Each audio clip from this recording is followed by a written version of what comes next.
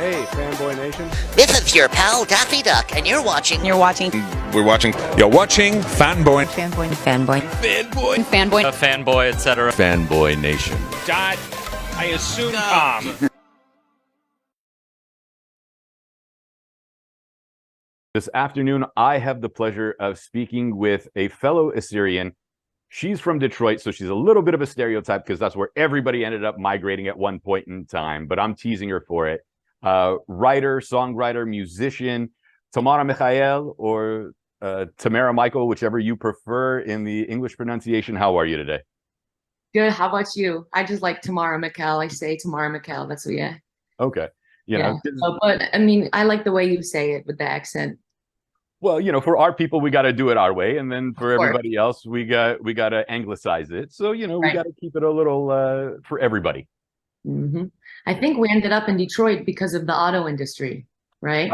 I found that out about 6 months ago. The reason why a lot of Chaldeans ended up in Detroit was because Ford was recruiting, and everybody ended up working for Ford at one point in time, and then moved over to Chevrolet and back and forth.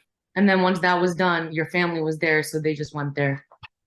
But I'm here now in California. I like it more here. I always wanted to live here. Well, our weather's better. Yeah, of course. But you end up in the valley, so you're stuck with all the Assyrians over there anyway. Yeah, there's a lot of Armenians specifically in my neighborhood. Oh, you're in Glendale, Burbank. Yeah. Yeah. Literally. They're all over there. My friend's Armenian, his fiance lives up in Burbank, so they're all over there. All the Assyrians ended up in what's it called? Temecula. I mean, not Temecula, Tarzana. Okay, Tarzana. I didn't know they lived there. Yeah, they're all in Tarzana. Yeah. That's why I'm in Orange County. I want to end up in Orange County in like the next decade or so because I want to stay in California. I'm thinking Orange County. Orange County's fantastic. Listen, we got Disneyland, we got Knott's Berry Farm, we got the beach. I'm here, so you're winning all the way around. Yeah, right. So, your family, you're first generation American like myself. Your family ends up in Detroit because some uncle moved in and worked in the auto industry, and then everybody else came because Khalu whoever. Khalu George decided to go to America, so everybody goes to America. We know how the immigrant story works. Yep. And what were your parents' background beforehand? Like, were they engineers? Did they work in the auto industry? Did they open a restaurant? What's that? My dad, he is an engineer. Actually, he's a civil engineer and structural engineer. He's very educational. He loves getting his degrees and studying and learning. He loves math and stats and stuff. But a lot of his brothers, they own like restaurants and stores, mostly restaurants. And then my mom, well, my dad came to America in '93. My mom came in 1980, so she was here way before. She was 16 when she got here, I think, something like that. I just threw her age out, but anyway, her parents, they had a store when she got here and she worked, and then she became a doctor. She was the first Chaldean female doctor in all of America. Wow. So there had been men, no women yet. Right. So your mom escaped the Iran-Iraq war. Your dad suffered through it. And then, like my father, your father is also a civil engineer and instructor. He loves it. Yeah. My dad, Ala Menechlu, God rest his soul, engineering. That was his entire life. And then, My dad, he loves Excel, Microsoft Excel. Sorry, I'm having flashbacks. My sister in the background just giggled because my dad growing up, he was always like, you need to learn Excel. It has everything you need, not just in a math or a engineering standpoint. If you learn Excel well, he really thinks you'll crack the key to life and the code to just understanding I guess logic. I don't know, but he's like, it's very important, Excel. He's right though. I mean, it is important. I use it sometimes, and every time I use it, I send him a little thing, and he's so proud. Right. So Khalu George is happy with it. I'm calling him George because that's the most stereotypical name we have. Yeah. Everybody has a George in the family. Yeah. So your mom's a doctor. Yeah, she's retired now after COVID, but yeah. Understandable. She's kind of in the music. She was what? More now with us. So your mom's now the stage mom.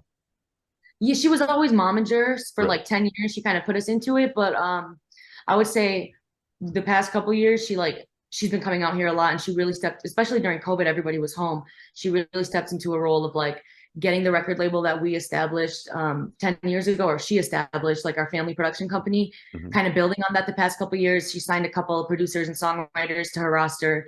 My sister's an artist on it. I'm a songwriter. I have a friend, Selena. She's a songwriter. She's a great songwriter. She's on it too. It's called Scorpio Productions, and there's a label under it. But she's been working on that, getting a name for that, building the website, building the brand, trademark. And this year, it's officially part of the Recording Academy. It's registered as a media company for the 2023-24 class, I believe they say, season, whatever. So, yeah, she's like delving into music. Very exciting. It's like a new path for her, but I'm loving watching it.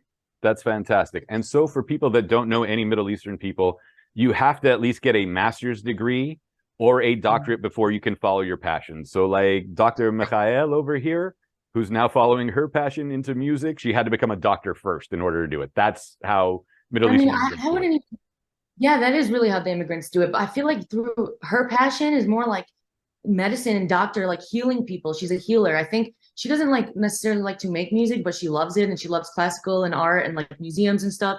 And I think like she is in a way living her dreams now through us. Like being a doctor kind of gave her that route, but like now she gets to live her, like I want to be able to just at the snap of her fingers, like she can go on a vacation or do whatever. Cause you know, growing up, like we had it nice. We weren't like anything crazy, but you know, I want to have like a million times that for her, you know, cause she deserves it. And like you said, we're not allowed to follow our passions till after the master's or doctorate, at least, not just bachelor's. But because of my mom, I mean, my parents are divorced. It's not as conventional, but I was like 9 or 7 or something, but she kind of allowed her to pursue this professionally since we were very young. Like I was like 10, my sister, and she always pursued it. She saw a gift in it. And like, we're getting our degrees, you know, our bachelor's, and I will get a master's. I think I want to do it in language or something like that. Become a doctor of words somehow, but that's like in the future, just for my knowledge purposes. She like, literally because of her, we got to move out here when we were young, and before we got our degrees. Like I did online school for the last 2 years of high school, and I moved to Burbank, and she came until we got a little older. So like I owe everything to her. And my dad, since he is the engineer, he's very like studious. He was a little hesitant at first, not because he didn't want us to like follow our dreams, but because it's of course not that conventional. It's not guaranteed. And also online school wasn't a big thing. So to him, it was like we were dropping out. You know, he's like, you're dropping out of high school, you're dropping out of college. So you're not dropping out. I'm just going online. But now that COVID, this is 2017. So COVID happened and it made online normal. And I don't even bring it up to him, but it's like he came full circle. He'll be like, you see, online is very respected now, very good for COVID. So I'm like, all right. He'll be like, why don't you go online? Yeah. When I tried to graduate early, my dad wouldn't let me. He was like, no, you have to go through the steps. All right. Yeah, the steps. That's what he says. You have to go through the steps. Yes. That's every engineer. Yeah. Yeah. Literally. That's so funny. My dad would not let me graduate early. He's like, no, you got to go through the steps. Your dad's not my dad. I'm sure we're related Are you somewhere. Sure it's not him? Yeah, that might be my dad. Okay. Give our moms 20 minutes. We'll find out how we're related through marriage. No, literally. You know, that's every wedding. Fulan is married to so-and-so, and that one's married through this. That's how they're your fourth cousin on this side. Like, whatever. I just say cousin after a while. I know. Hey, cousin. Yeah. So that's what I was going to ask, and you jumped right into it. The fact that, you know, most Middle Eastern parents don't want their kids to go into arts as a career. They want them to go in as a hobby. You know, this is a hobby. Play your music, sing your songs, do your thing, go become an engineer, doctor, lawyer, et cetera, et cetera. You know, but with your mom having this passion, it was a lot easier transition for you, apparently.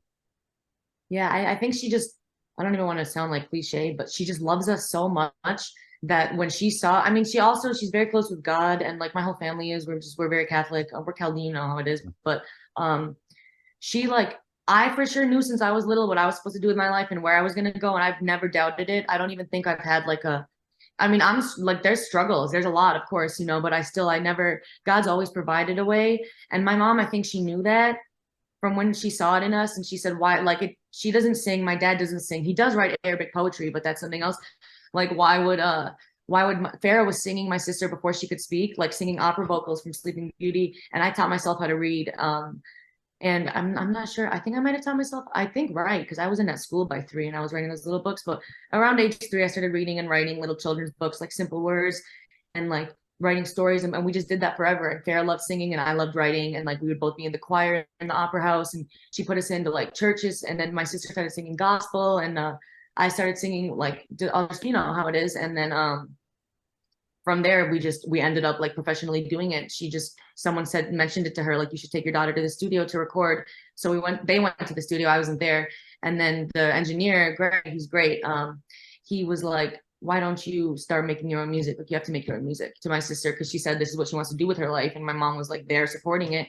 And like, fast forward now, we've had so much like experiences since then, and so many things over the years, good and bad. And like, I truly believe that it does take a long time when you're doing it independently, and also when you're doing it genuinely and authentically. Like, I'm not trying to spread anything bad, or, you know, there's enough of that. People need to be inspired, and they're missing what they don't know they need right now. And like, you can't really tell anyone that in the industry, whether they're like a creator or a business person, they're not gonna.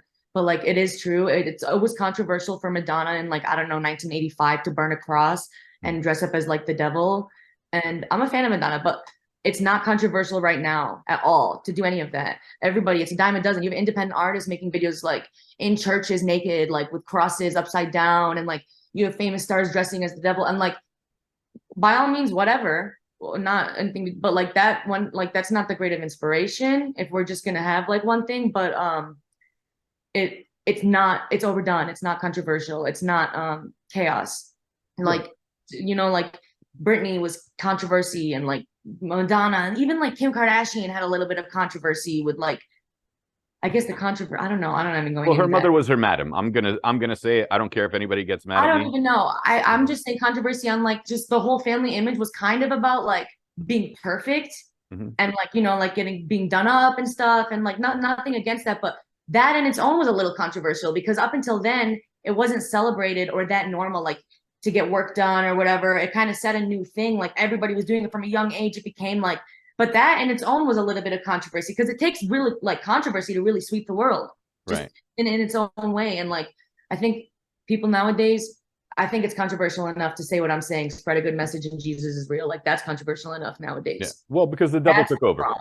Yeah, no, I mean, like, you used to not be able to talk about like Christianity or God or just even religion at all. But now you have people saying like, you know, like, just being an atheist, fine, go ahead, be an atheist. But like, bashing religions, especially Christianity, and like especially Judaism, especially Islam, like the three monotheistic religions, we get a lot of like rap, even from like religious fight against each other. But then you have all the like, it's just too much. But again, the one thing right now that's not considered like bad is like bashing on Christianity. If you go and bash on a religion, you're gonna get like came at. But if you bash on Christianity, it's like considered okay. Just like if you like burn a flag right now, technically we have the right to burn a flag if we want. I don't think it says we can't. So like, that in its own is a reason to not want to burn a flag, because we have the right to. If you did that in a lot of other countries, goodbye, it's done. You're dead in another country. In most countries of the world. So like, if you want to do it, go ahead, but like, don't remember that like you're even allowed to do, like, don't forget, like, you know. So it's the same thing as like burning a Bible now. Like, people are just, it's not considered a bad thing. But then if you go talk about like even Satanism, I mean, if you say like, oh, I don't really like support Satanism or something, I don't even know what I said. I said like, it's just, I don't think it's like good. Like, why would you worship the devil or something? I just didn't understand. And this a couple of years ago, my old roommate was like, that's really discriminatory to Satanists and their beliefs, and you're being racist, or whatever she called me. But like, I don't know. My whole point is like, she talks bad about my religion all the time. She wasn't even, so like, you people are defending the literal devil. Right. And it's controversial to say like God is real. Apparently that's like overstepping your boundaries. You can't say God's real, because what if someone doesn't believe in him? Well, that's fine. What if I don't like the devil? Right. Like, you know, like what? So I just think, as like our mom, she nurtured us, she put us on this path. And I think this was the reason why. There just needs to be more of that. And I met amazing family last week. Mr. Z, I call him, and his son, Eric, they're great. We talked about, you know, stuff a lot, and they talked about the industry and how it is. And like, you just have to stay good and be good hearted. And I'm not here to push anything on anyone, but I'm just here to spread a good message. So that kind of goes into like, why haven't we given up? Well, because we can't. And I think it's better as an independent artist because you're allowed to do it your way. You don't have to go through the channels. You don't have to sell your soul. You don't have to do all the dirty things to prove how bad you want it. Yeah, exactly. You may not even get to like that. But again, with Jesus, whatever God has planned for you, it will work. So like that's what I think on it. So I'm not really scared of all that. I just think it will take time, and I just have to deal with it and carry the crosses as they come. Tomorrow, when you come out to Orange County, we're going to Disneyland together and hanging out because I like the way you think. Yes, I've been wanting to go to Disneyland. I'll bring my sister, and if my Bring mom's her. yeah. Bring them both. You know, make it a Yeah. big family thing. I wanted also to do a quick shout out on this jewelry, the earrings and the necklace. They're from the K. Coben collection. I will on my Instagram in the next few weeks have the page tagged and all of the website links and stuff, and more jewelry photos and different pieces. But I just want to do a little close up because it is so beautiful and it shines in the sun, and I get so many compliments, and it just makes you feel like a queen wearing it. And it's like simple and elegant, and I just love it. Shout out K. Coven's collection. It's beautiful.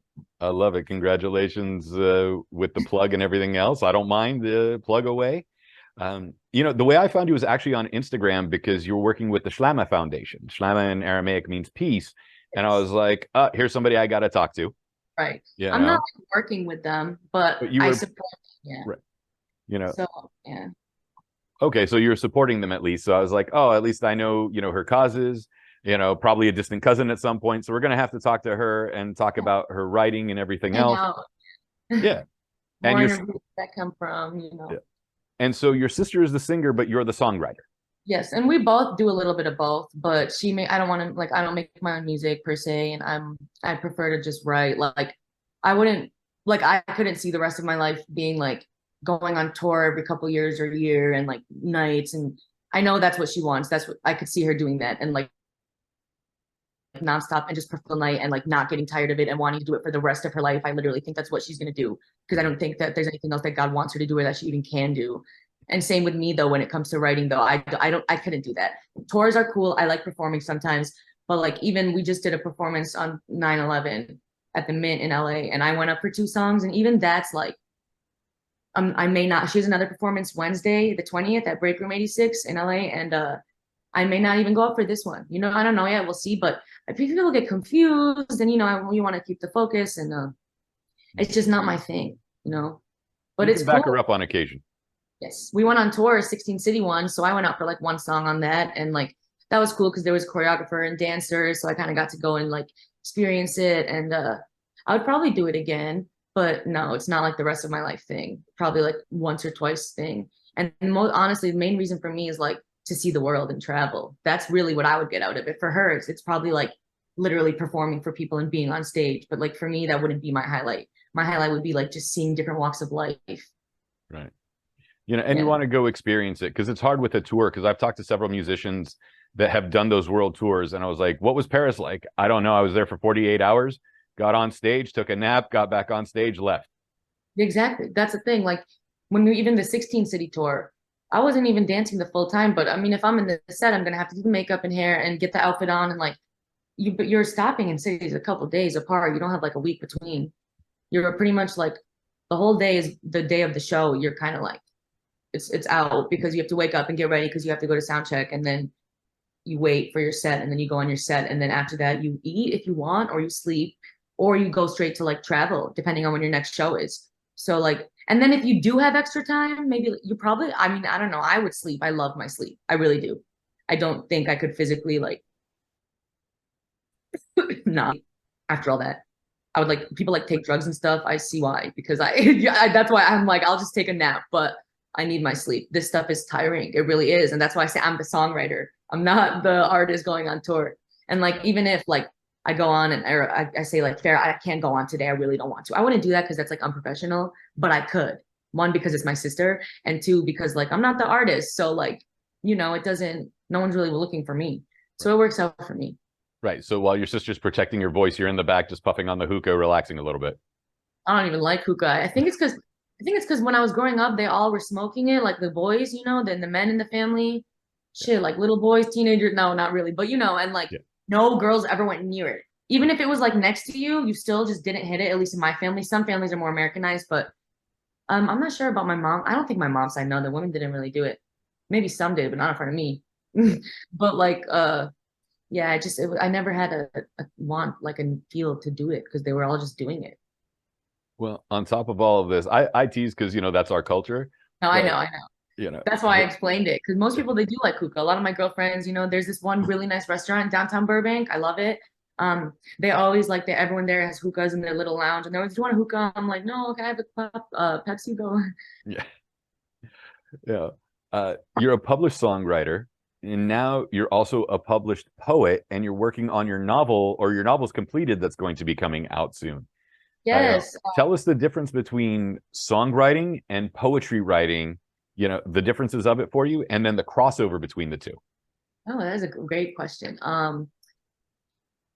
The difference is they both happen to me kind of like just off the top of my head. Like if I'm writing a poem, I just kind of type, like I could even probably close my eyes and then if I look back over, like it sounds great. It's just very nice. It's very like you get to write like in more depth. It's more of a story because it's longer lines. I mean, traditionally, because it's not like a 3-minute song, you can make like a 10-page poem. So like you get a little bit more freedom and creativity and as far as structure with poetry. Not to say you don't with songwriting, because it is a form of poetry, but like you still, most songs they have a chorus, and then they have like verses. But poetry, there really is no like set way. They have a billion different types of poems you can write. So I think and then it's a little bit more free, but songwriting is free in the way when you can just sing and whatever comes out, like the words, like the combination of the melody that you're singing with the words that you're singing is like an art of its own, and it has a different feeling that it's just different when you hear it back versus like reading a poem you've written. A big crossover though is you can definitely take like a poem you've written, a really great one, a cool one or whatever, something with a dope concept, and easily turn it into a song. Like just get instrumental over it or sing it and then make something around it, or yeah, you can like shorten the lines, especially too, or you can take like phrases out. I have done that for some songs where I've like went through some poems. But yeah, I have my second one coming out, Evolution, follow up to Utopia poetry. Evolution's a little less lighthearted and a little like deeper, but it's still, I was 17 when I wrote it, and I was 15 when I wrote the first one. I'm 22 now though, so it's been a while. But I'm gonna make a spoken word album with it called ETA, because Evolution, the album. So once that album is done, I'm gonna get that out along with the book, like simultaneously, and just do a big promo on that and try to figure it out. So it still though has like a feel like not a kid, but like a kid wrote it. It still feels like a kid wrote it, but it's a little deeper, like a profound kid. The first one was like a profound kid who's like legit a kid, but like the second one is a little, because it was my first book. I just wrote it and didn't even proofread it, and just and then I have a few more I'm writing, but those I'm actively working on. Nice. Are you going to read it yourself, or are you going to get a professional voice actress? Oh, for the spoken word album, I'm gonna do it myself, and I probably will have my sister do some, maybe, and some vocals on it. But yeah, it'll just gonna be like spoken word. I dig it. You got the artistic juices flowing. Your sister's the singer. Your sister Farrah just released a new song, or a remix of Scream. And Yes. it was funny. You're like, she sings in church, but the person on the remix is named Sh-tty Princess. And I was just like, that is really funny. Princess, yeah, she's great. She was First of all, how did she nominated. come up with that name before you can, Oh, okay. I believe it's like anyone can be a princess. I believe it's a play on Disney Princess, Mhm, because the logo looks the same. mhm. So it's like, well, you're just a shitty princess, like. So it's very like, I like the meaning. It's cool. Like anyone can be a princess. You don't, shitty person, princess, whatever. But she's dope. She was nominated last year, I think, or maybe I think last year for a Grammy, and for like a dance remix. And she lost against Beyonce remix, which is a great place to be. So this year we're actually going to be nominating Scream official remix. Well, not nominating, but submitting for consideration for a nomination. It's already submitted for the consideration, and that'll be happening over the next few months. And God willing, we'll see. But we have a music video for it, and we're doing some promo now. And I'm gonna probably run some ads out on Spotify later today, and just trying to build those numbers up. It's gonna be really dope though. She's great, and like the song is just fun and great, and we're gonna have it played on like college radios and DJs and stuff. So it's gonna be really cool. What is the drive for you as a songwriter to work so hard at such a young age, beginning at 15 with a book of poems, to now and being essentially your sister's business partner? Well, we have our mom too, but I guess the drive so hard, especially right now at 22, not 18, not 17, because I was fooling around and I'm a kid, and if I don't just kind of slave away now, like straight up, my mom will say like if I don't work really, really hard right now to, I'm not like, I'm an independent artist. The music industry is impenetrable. They make it that way. You don't start for a very young age. You're not going to get it until like you're 40 or something, 50. I don't have until then. I started when I was young. I've already been doing this for 10 years. Like, I'm not saying that I need it now, but I'm saying like most people at my age haven't started yet venturing into the music industry yet. I think of it this way all the time. My peers, when I'm like 50, are still not even in music yet. A lot of them, especially in the business side. Some people come in like the mid 20s, maybe 30s, they get in on it, 40s, you know, like people, it's especially on the business side and even the writing side. So I look at it that way. Like, if I don't, I want to work hard now to secure the life I want when I'm like in my 30s or 40s, because I want a family and I want to have kids and like, you know, and I have my, if like I didn't start until right now, it takes about 10, 15 years to really be indie and start making it. And then from there, you'll see. But you need that 10-year start in entertainment, period. It just is what it is. And since I've already had that, I think if I just keep going with it, I can secure the life. So in my 30s, I don't have to slave away anymore. I can sit down and write. It's going to be like the prime, you know, I don't think like everyone's like, oh, you're not in your 20s, you're turning 30. Like, age is a beautiful thing. It doesn't matter. My best friend passed away in November. She's 21 from a car accident. So like, sorry. Thank you. But so like age, it's not a thing. So like when I'm in my 30s, I don't want to still be like, oh, I hope I make it. I want to like, it's not that I want to have the ability to write what I want to write and what God tells me to write and really fulfill my purpose on this earth and do my mission. And like, in order to do that, I need to work hard now and sacrifice some of the stuff that normal 22-year-olds think like, oh no, no way. Like my friends would be, do you want to come hang out at the pool? All these guys are coming. No, I can't. I'm completely busy and it's fine. But like, I mean, most of my friends, every day they're like having fun, which is, I had a lot of fun. I've had a lot of fun. And to me, this is fun. I like what I do. And if I have to take a couple years being a little bit stressed out to like make sure that I get to do it for the rest of my life, I'll do it. I dig it. You got the right attitude about it. Thank you. Thank you. Yeah. And so both your parents are still in Detroit? Yeah. My mom, she's actually in Burbank right now. She's visiting because she works in it. But my dad, he still lives in Detroit. They live like a couple miles away from each other. Yeah. Makes it easy to go visit him. Yeah, it does. It's great. I love going to see my dad. I'm like a daddy's girl. There's only us two. I'm the younger one, so we're close. So is it just the two of you, or do you have any more siblings? Just us. Yeah, not many. Because usually I tease Middle Eastern people are like, oh, you're the artist. That means your brother's the lawyer or the doctor. So they're like, at least we have our one. You know, that's my usually poor the joke. father. No, he'll be proud. He's proud. He is proud, but he will be proud. You know what I mean? Like he is proud already. It's taken, you know, time for him to like. Well, he had to trust us. Like I'm still gonna get my master's, so you know, so we're not like gonna leave education, but he's just more worried about like the end goal and like if he doesn't want us to be stuck with like nothing. But I have to remind him like if I went to med school, I wouldn't be done with residency and working until I'm like 35, you know? So like honestly, at the rate I'm going, I might like be sooner off than that, you know? Yeah. The drive is there, the push is there. Your sister's the one that's front and center. As the two of you work together, what is the work-family balance between you and your sister? Because, you know, yeah, your mom's visiting, but she's not with you 24 hours a day the way your sister is. Yeah. Yeah, I know she's giving you a look off camera. Oh, no, I don't know what she's doing. I don't think she's here. Oh, she is. Yeah. I heard like music playing. I'm like, what is that? We keep our own hobbies. She has some friends that are separate from me, but like we're pretty close. We do everything together. And like some people would say it's unhealthy, and it might be, but I don't care. You know, we're not going to be together like this forever. So even if it comes with some fighting, like we might as well take it. And we do not fight like we used to. And a disclaimer, we did recently have one fight that was very stupid, but we used to fight a lot. And I think I've said this before, actually, I owe it to her because she kind of just gave up on fighting with me.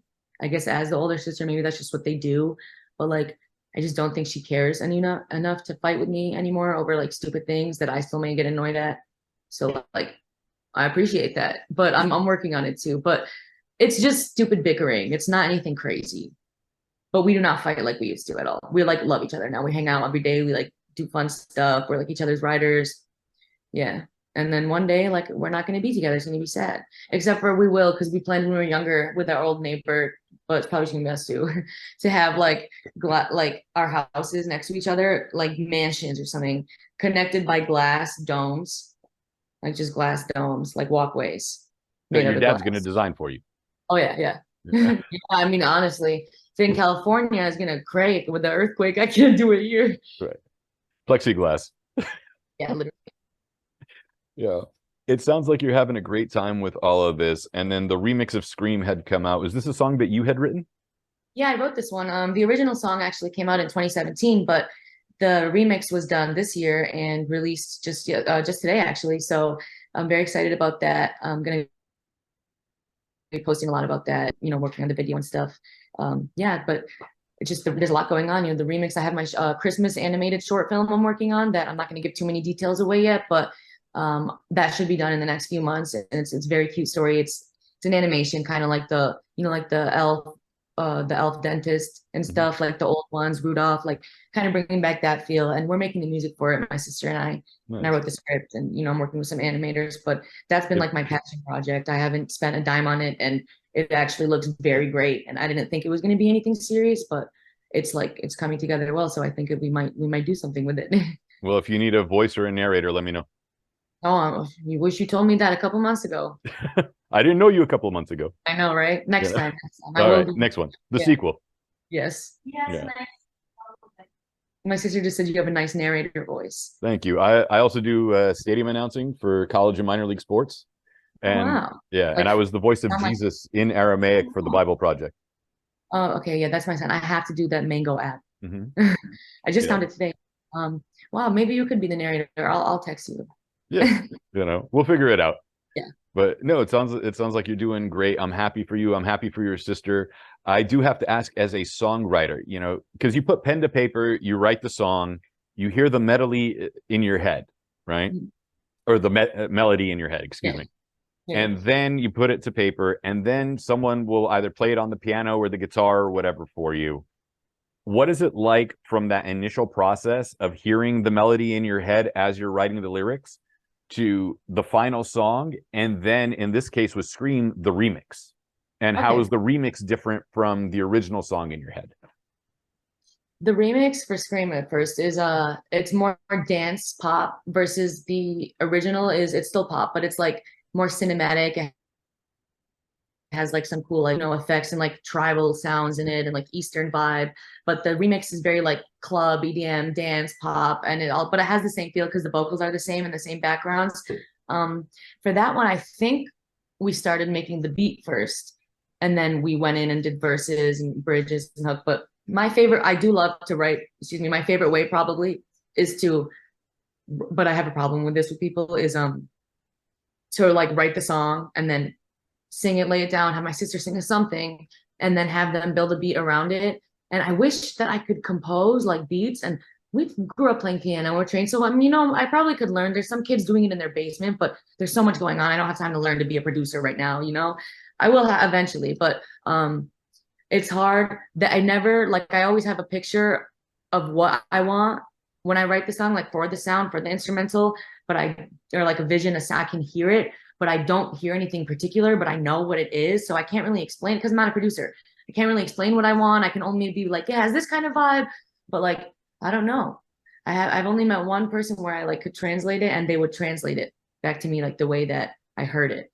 Because it's always annoying when you have like the song that you heard and then you get it and it's like totally different than what you wrote or what you imagined for the beat. So I usually, until I have people that I work with that I'm like, I have a lot of songs saved actually that I have like that. So until I can really like be like, okay, this person has a good idea of like, I don't know, just, in general of what I'm thinking, and we have like a good vibe together, I usually just go in and I'll have I'll go in and I'll let them start the beat first, and then I'll start writing over it just to get the vibe of it. But I do have a song that I wrote that I'm gonna make them do a beat for, but it's just a poem now because I didn't do the melody yet, because like I said, I don't know what their beat is gonna be and I don't want to annoy myself.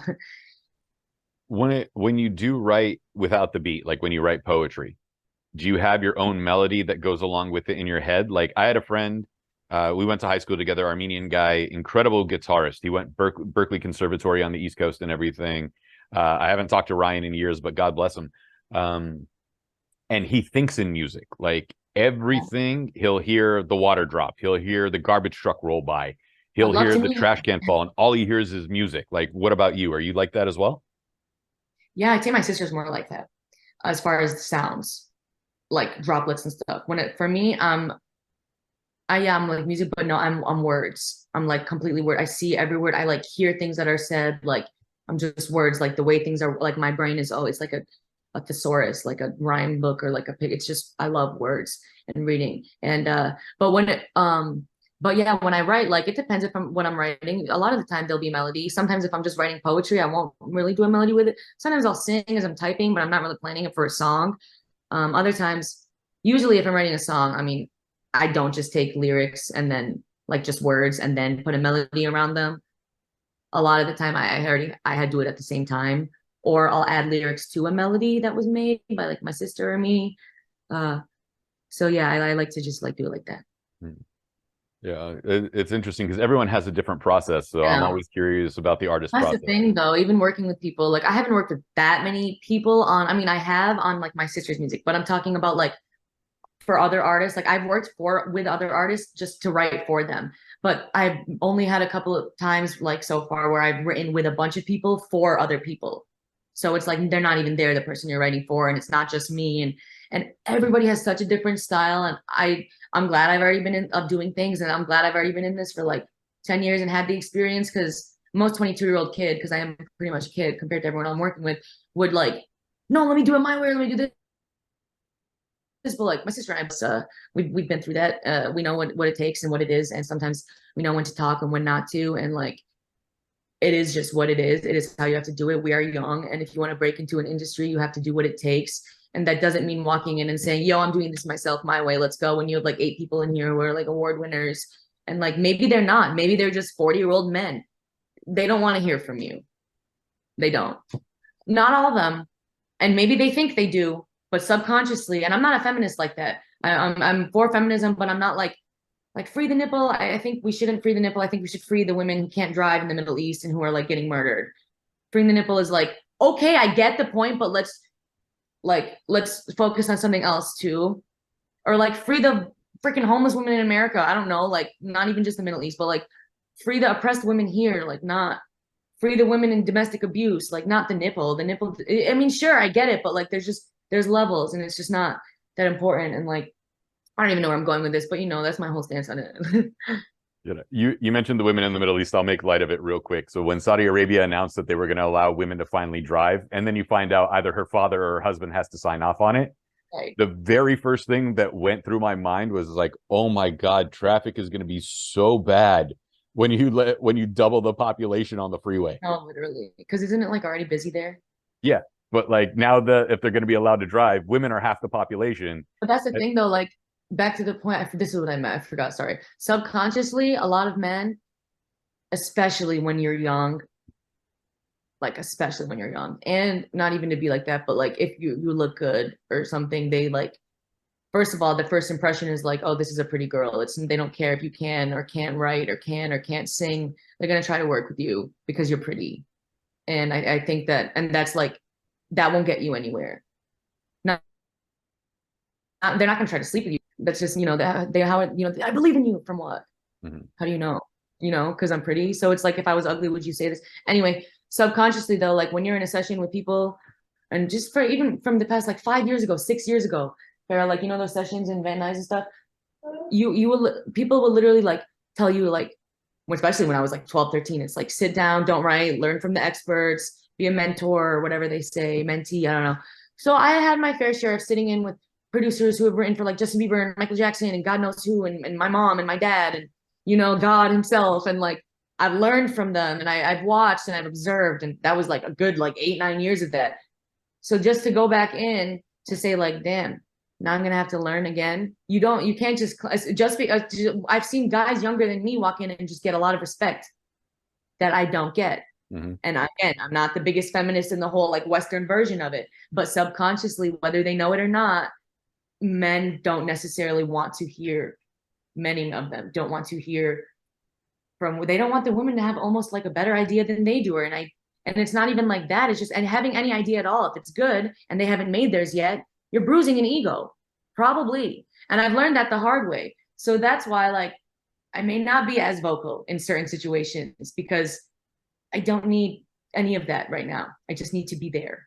So listen, you're in your own lane. You're doing everything your own style. You don't have to worry about all that at this point. You know, I make light of the whole Saudi thing because I was like, man, traffic's just going to get bad. It didn't even dawn on me that they didn't want the women to drive. Like, I mean, I obviously recognize it because it's Saudi Arabia. of course, yeah, Like, but you know, my mind goes straight to traffic. logistics, yeah, Yeah. And that's what happens when you live in Southern California. Your mind goes straight to traffic. of course. Yeah. What's it like having been a musician in Detroit? Because, you know, that's Motor City, Motown, you know, a lot of great artists came out of Detroit, and then now coming to California and working in that realm. I love Detroit. I love going back home. I'm from the suburbs. I like the Midwest. I think it's a breath of fresh air. The people are like normal and like kind-hearted and friendly. Maybe not like they're real. They're more real than the people out here for sure. I think just coming out here, like, was a big, like, being a musician in Detroit, you don't get a lot of support from the people in Detroit. I don't know why, and I've heard from a lot of people that they have the same experience, like people from Detroit. I mean, another thing is, of course, a lot of people, no matter where you're from, you're gonna move to like Los Angeles, or you're gonna move to like New York or even Nashville, but you kind of have to move out of Detroit. Like Madonna's from Bay City, Eminem, Kid Rock, like some rappers, I don't even know, they're all from Detroit. They had to move. And like, I don't know why that is. I guess just because you have to go to the industry. But I mean, even Motown moved out of Detroit. Motown is in LA now, which I just found out like last year. And that's crazy to me. I was like, Motown's not even in Detroit. It was funny. I was like, even Motown left Detroit.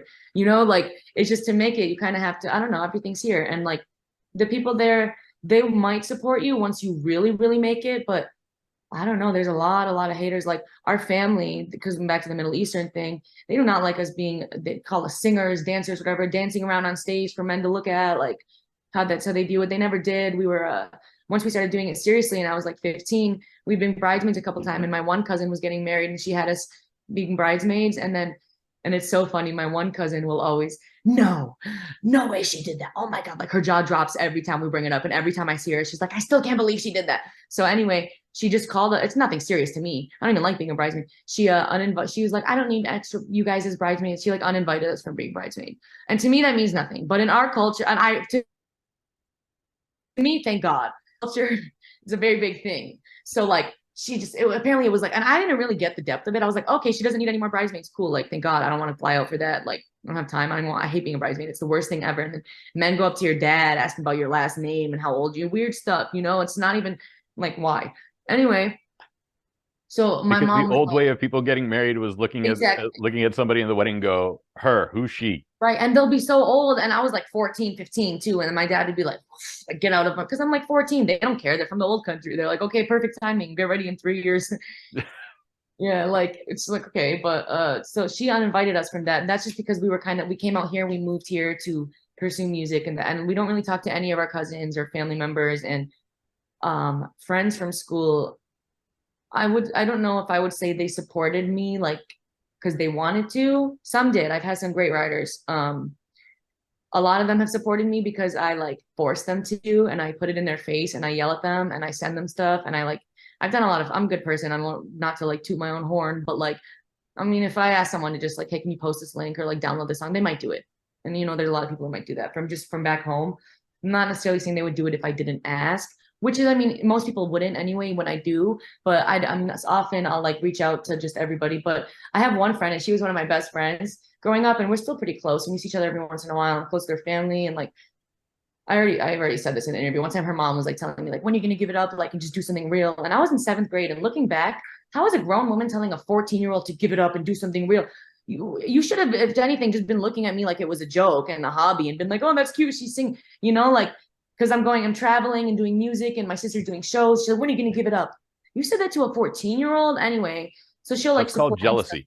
Yeah, it's weird. And she's yeah, anyway. But her daughter too, that I was always friends with, just a couple years ago, I remember we were in my kitchen, it was like, I made a joke about, I was like, yeah, we've been friends for 12 years and she's never downloaded one song or even liked anything about it or even posted anything. And she like laughed along with me as if it was funny. So of course I'm looking at her like, okay, like, I'm like, yeah, you really haven't, like, that's funny, huh? Right? I'm like, that's funny. And she's like, she's getting all nervous. And I was like, go download one song. Like, what? I was like, why won't you? Like, what? I literally like ended up getting so mad. I was like, go download just one song. And she wouldn't. She just wouldn't. I don't know why. I don't know. And she's one of my longest I'll tell you friends. my theory off camera. I'll Yeah, tell you okay. my theory off camera. Yeah, and like I texted her yesterday and I was like, can you pre-save this song? I texted like a bunch of people. Like hundreds of people pre-saved it. She didn't even respond. Her mom freaking responded. She didn't even respond. So, and her sister responded. So it's like, I don't name names, and no one who watches these knows anyone I know. And even if anyone watched this who knows me, I doubt they would even know what I'm talking about. But I like to give anecdotes because I think like, like it puts stuff into perspective for people. Like, since I was young, they weren't there. And like now I'm older and you're starting to succeed a little and you think something that goes back to my point about Michigan. You think like once you start making it, people will start kissing up.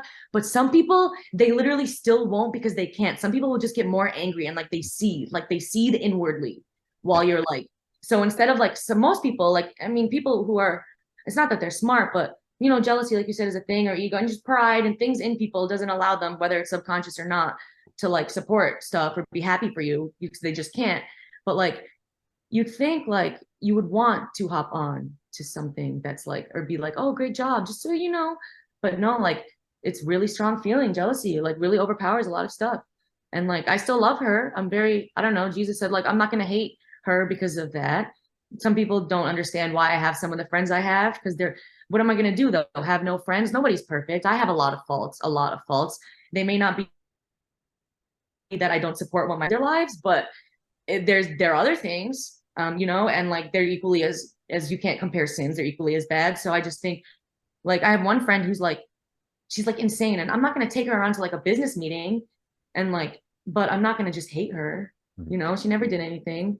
So like, I don't know. I don't stay too close to many people, just my family anyway. But I don't think I had a while where I thought like it wasn't good to have anyone in your life because everybody was like not bad, but they all had bad parts. But then I'm like, well, I'm expecting these to be perfect people. Like even my best friend that passed away, like we were best friends for like 12 years and like we had matching tattoos and she traveled and stuff, but like we got in so many fights over the years and new stupid stuff happened. And we got in one of our last fights that was like stupid. She was visiting, we went to Palm Springs for for like a weekend or something. One of our last fights was like about me saying, well, I don't know if we're going to be friends forever or not, because no one has a friend that lasts. All friends change. People, and that was just my like cynical view on it. Like, you might be the best friend I have, but who knows how long I'll have you. But like having that mindset, you won't get like you may get far, but you're not gonna like, there's no point. You're gonna just be sad and lonely later. There's no point to be like that. So I kind of like got over it. Like it's not that serious. People aren't that serious. This life's not that long. It is. It seems like it, but it's not.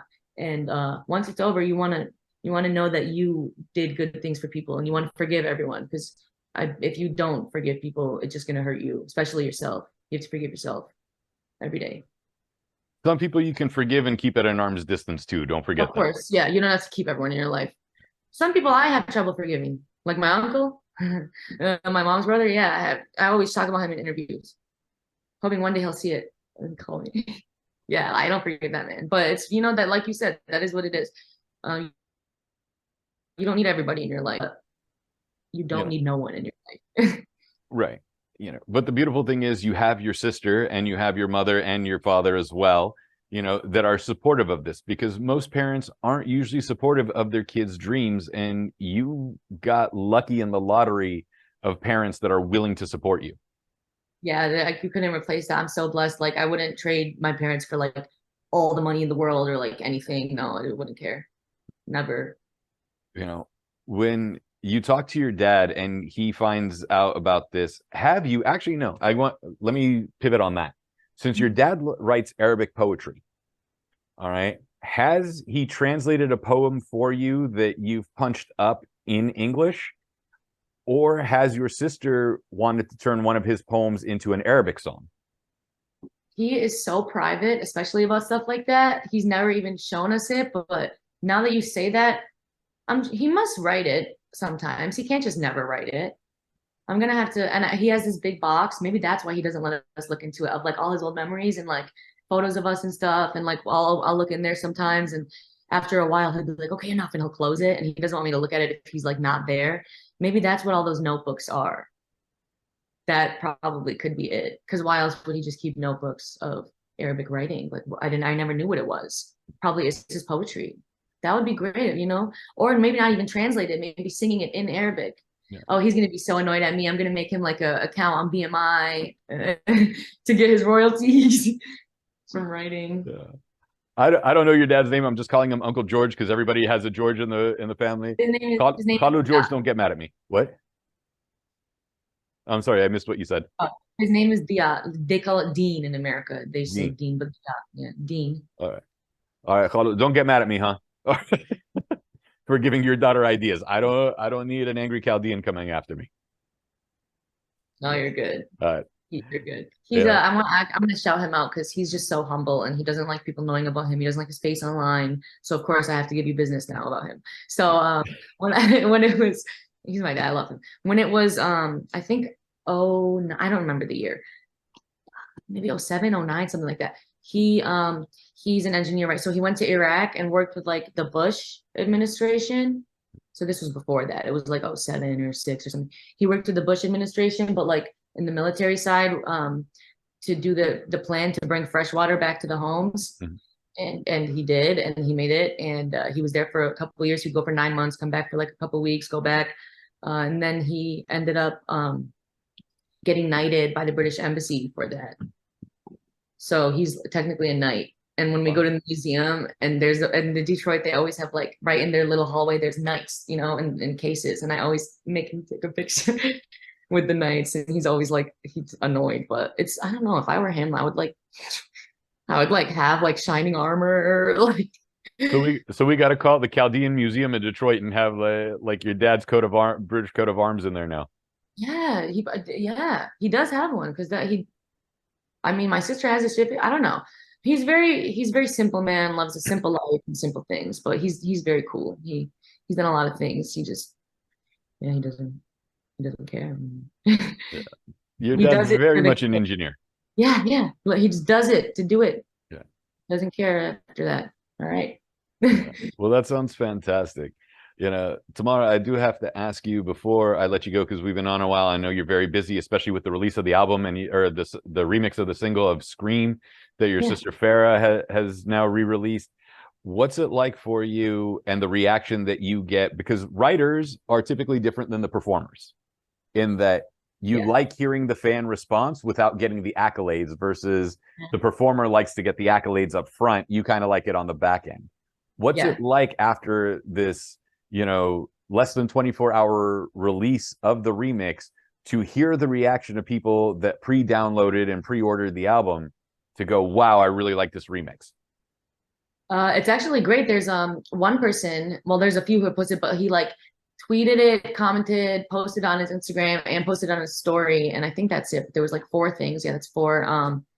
Just like all about the song and how much he loves it and then it's great. And I'm like, he's like has it on repeat apparently. I don't know. It's a very nice feeling. And like the artists, they do like the upfront thing. For example, like for a lot of Grammy Awards or just awards in general, it goes to like the performer, like the artist, or maybe like the producer, not really, you know, or, you know, but songwriters, they're, and I just kind of learned this. I'm still new. We're going to become voting members soon of the Academy, but songwriters, they only get on certain ones. Like if it's, I think, Song of the Year or Album of the Year, the songwriter's name goes on it.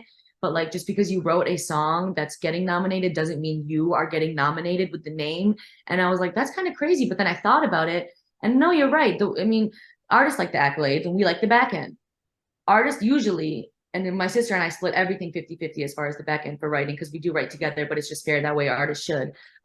They get kind of screwed. So like they may get the award with their name on it, but they're up there like almost broke giving a speech, some of them. And like it's not like being broke is everything, but you know, like, so we do get the accolades, but on the back end. And it is nice knowing that the song you wrote, like I couldn't necessarily call myself, it's not nominated yet. And if it is, or if it doesn't, either way, being considered is a great blessing. Thank you, God. And it's, you know, just a step in the right path.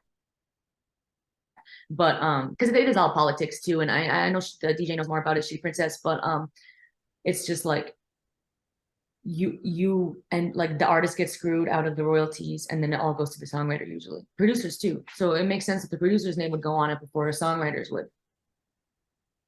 Really quick, can my sister come say hey? Is that Yeah, cool? I want to interview your sister at some point too. Yeah, I'll give you her number. All right. Hi, Farrah, how are you? Nice to meet you. I was working on my laptop right next to y'all, kind of.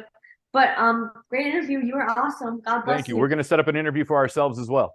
Yes, we should. And we're gonna all go to Disneyland. Yeah, Yes. and Disneyland. And you have to bring your family too. It'll be a whole. My family's all in Northern California. It'd just be the 3 or 4 of us. The 4 of us it is. Sounds good. Awesome. Good to meet you. Yeah. Good And meeting great you to meet you. That was killer. And now we're going to find out at Disneyland how we're all related to each other. Of course, right. Yeah. Wait, it's funny actually. We met at the Chinese Theater. There was some film premiere last week. We met this man Louis, and he was we were talking for a minute, and like I don't know, I thought he was Italian, and then Farrah tells him he's Chaldean, and she says, and he says he's Chaldean. He's like, you're Chaldean? We just didn't expect it, you know, because there's not many of us. We're in LA. You don't usually find them. Right. So it was funny. Anyway, he just came right now from San Diego with a bunch of Chaldean food, dolma, like. Nice. Yeah, like lamb, I think he's bringing lamb, dolma. I think he said lamb shank, but he might just mean kuzi. But I don't know. Yeah, but yeah, rice. Well, you know all the works. They don't have good Assyrian food in. Not in LA. Yeah. You know what? Let me talk to my buddy Lamar. I haven't talked to him since before the pandemic, but he doesn't live too far from me. He's a teacher at Wanapara Sarah Catholic High School in South Orange County. Yeah. But no, listen, it's been a great pleasure. Let us know where we can find you on social media, where we can find your sister on social media, and where we can find the release of the remix of Scream. Okay, so you can find me on I have them on social media, but my Instagram is Tamara Mechael. That's Tamara, and Mechael is spelled like Michael, but with an E instead of an I. So it's Mechael. We always say that, Michael with an E instead of an I, but it's like comes off my tongue. I've done it for years. Tamara Mechael, that is my Instagram, Twitter, which I will delete soon because I've had it for like 12 years. It needs to go, but I have to figure out how to archive my tweets first. And Instagram, TikTok, and then for all the songs I've written, including the one that went #1 on the radio last year, Burning. We're doing another campaign coming up. Go find Farrah Mechael online on Spotify, Apple Music, whatever it is. Farrah, like Farrah Fawcett, so Farrah, and same last name, Mechael, Michael with the E. And yeah, that's pretty much it. We're everywhere. And the song, don't forget to stream this on Spotify, Apple Music, wherever you like to listen to your tunes, is called Scream Official Remix. That is the full title, and it's by Sh-tty Princess and Farrah Mechael. I love it. Tamara Mechael, or for those of us of the Assyrio-Babylonian community, Tamara Mechael. It's been a great pleasure. Thank you. You as well. God bless you. It was amazing.